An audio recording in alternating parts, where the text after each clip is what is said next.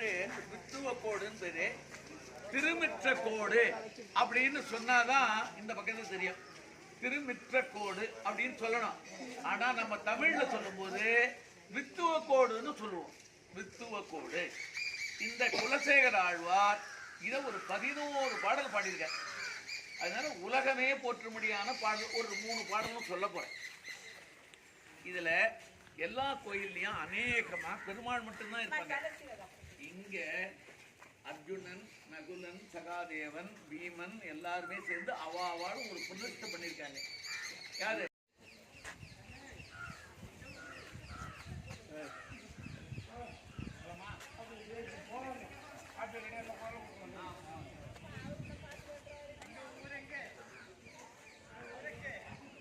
ஒரு குழந்தை ஒரு அம்மா ஐயரா ஒரு அடிக்கிறா.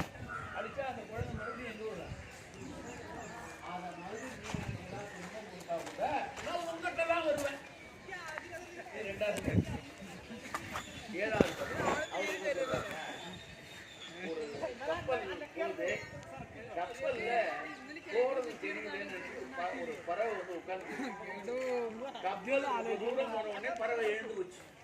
நம்ம கரையை அடைய முடியாது, கரையை அடைய முடியாது, பறந்து பறந்து எங்கெங்கோ போகுது, எங்கேயும் கரையே கிடைக்கல.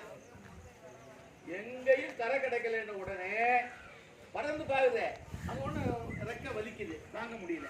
மறுபடியும் எங்க வந்துட்டுதே, அந்த கப்பலே வந்தது மாதிரி நான் இந்த அறியாமையினால கஷ்டப்படுறேன், துன்பத்தினால. உங்ககிட்ட தான் இருந்தாதான் எனக்கு இந்த உயிர் அந்த ரெஸ்ட் கிடைக்கும்.